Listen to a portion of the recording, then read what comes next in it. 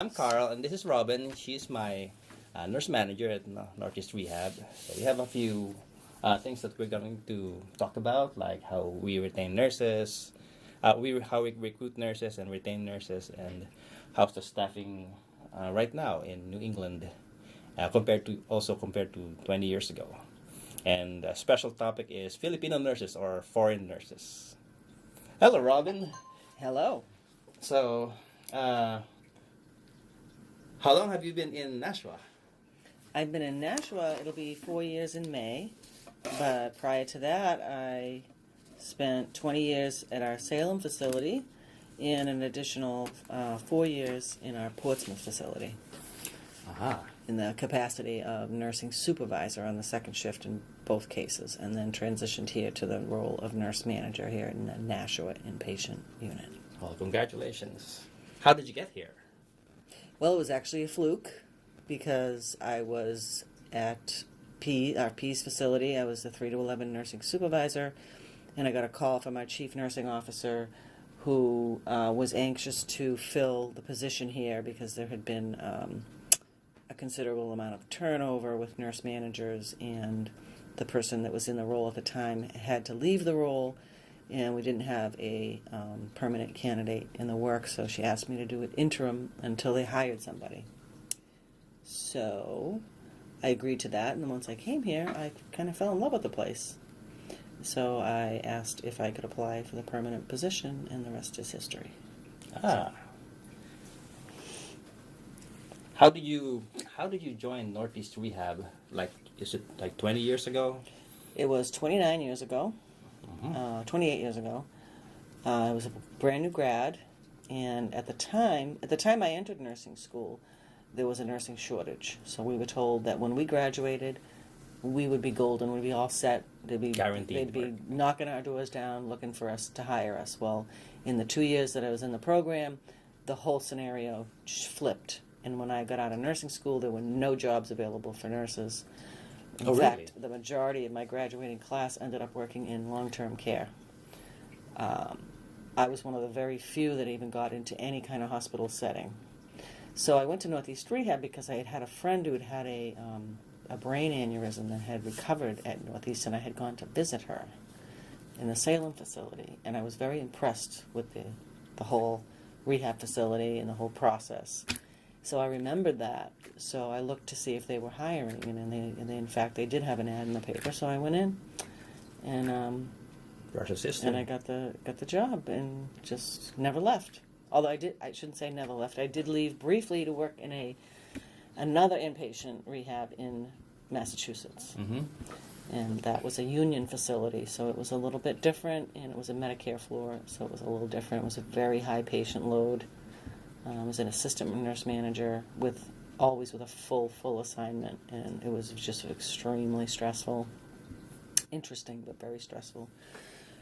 And then I found out that there was an opening. I ran into an NRH employee who lives in my town, Mary Moisen, and she said there was an opening for a 3 to 11 supervisor if I wanted to consider coming back. So I applied for that, and I got that, and that's how I came back. I was only gone for less than a year at the other job.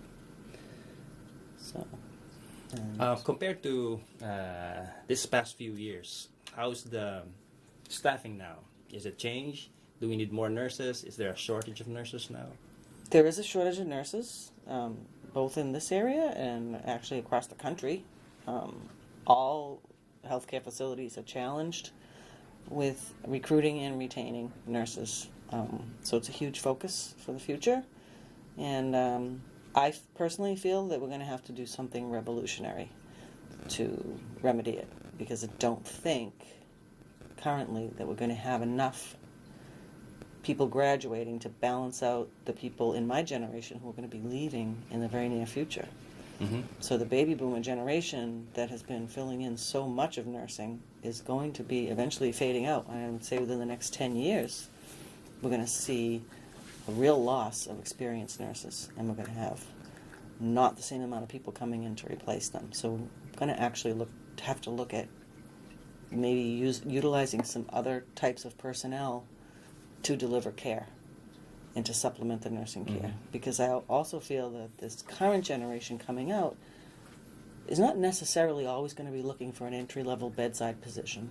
These people, a lot of them are going right through school, just as they do in other occupations, going for advanced degrees, and they want to work in a different facet. They want to work in community health nursing. They want to work in forensic nursing. They want to work in informatics, quality and safety, like all these other areas.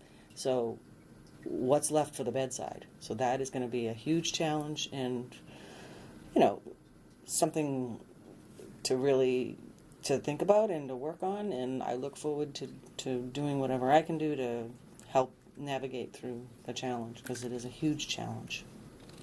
I work in a medical surgical unit, and we get a lot of newly graduates, and they will stay for 2 years and then get their medical surgical skills down, and then they leave and they go back to school, or they go to Massachusetts to something more specialized. Correct. And it's always like an ongoing vicious cycle, actually. Exactly. And that actually contributes to the burnout of the nurses, because you have a nurse who is like 2 years experience, and here comes another generation, and they're going to train those brand new nurses, and when they leave the medical surgical, they're already burnt out.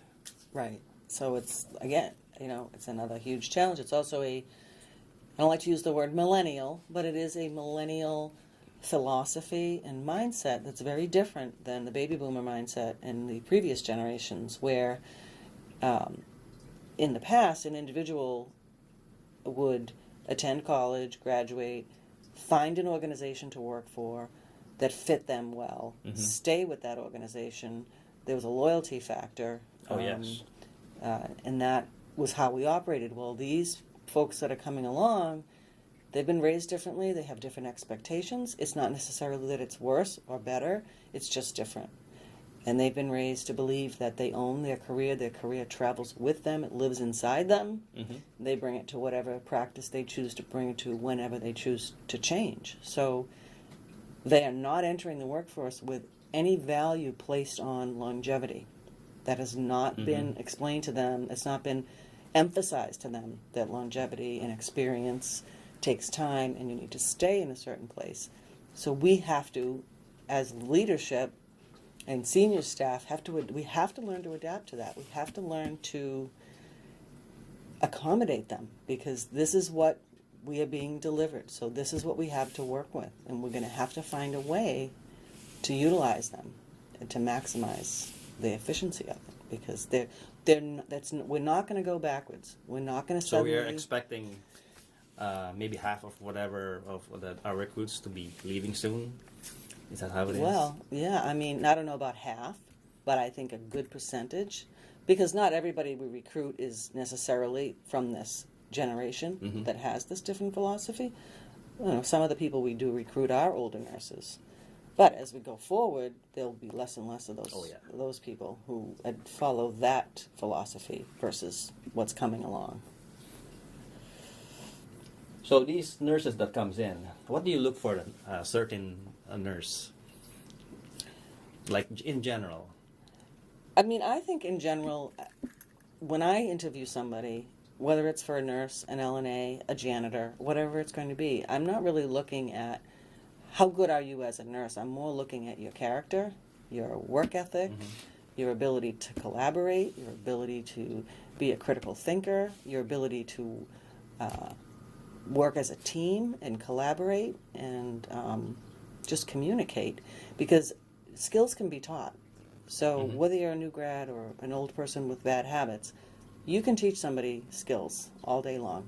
That's easy. That's the easy part. Showing someone how to start an IV, that's the easy part. Showing someone how to read an EKG, that's the easy part. It's the qualities of the person, their ability to think and reason and collaborate and communicate, express themselves, make themselves understood, and their reliability, their attendance. Those are the kind of things that you can't teach. That person either has those qualities or they don't. Unfortunately, it's very difficult in the course of one interview to determine whether people have these qualities. So you have like 9 minutes to decide? Right. So you don't always know. basically it's a gut feeling for me anyway. You know, you just get a sense that this person is coming from the right place, or you just get a sense for, you know, and you can't even explain it sometimes. You know, someone sits down and within the first 5 minutes you're like, this isn't going to work, you know. But most of the time, we, you know, if they meet the criteria, then we give them a chance, because again, in this climate, we can't be as discriminating as you may have been 20 years ago when you had people knocking down the door. You know, you might have to say, okay, can I work with this person? Can I develop this person? Even though they don't have the particular kind of experience I'm looking for. But can I work with them, you know? Have you had any experience with foreign educated nurses? Yes, particularly like yourself, I've worked with several Filipino nurses all through my career, and I would say without exception they are probably some of the top performers that I've seen. They have a work ethic, they don't complain, they maintain a very even-keeled demeanor, which is critical in healthcare. Because you are constantly being stressed and, you know, asked to do a million things at once and pulled and prodded at, and that is a quality that is just extremely valuable in a nurse. Someone that can keep their head when things are going not the right way. So that's what I've seen from the Filipino nurses, and their attitude is excellent. And again, attitude is everything. Duly noted. How do And you it's see? not just Filipino nurses. It's also, I actually find, frankly, not to downplay those that are not from foreign countries, but I do find that, generally speaking, the hardest workers with the best attitudes are the people from foreign countries. Just overall, across the board. Overall. Yeah, definitely. How do you see yourself or this organization with retaining nurses in 5 years or 10 years? That, if I had a crystal ball, I could tell you. But again, right now it is changing so rapidly that I'm not sure what it's going to be, but I think that the model of care that we see in 5 or 10 years is going to look very different than what we have right now. And it will involve other different disciplines, perhaps different types of personnel to support what nursing you have in place, because the numbers just don't add up. You're not going to be able to have the nursing ratio that you need to have if you're just going to utilize RNs. So we'll have to get more creative. We may have to utilize LPNs. There may have to be a resurgence of LPN programs out there, I think. We may have to get away from this trend towards having nurses all have these advanced degrees and start utilizing our associate's degree nurse programs more vigorously for those nurses that we want to come out and actually be at the bedside versus those nurses that want to go on into their masters and do something in a different area of nursing. So the future is wide open, just like to quote, who was it? Tom Petty.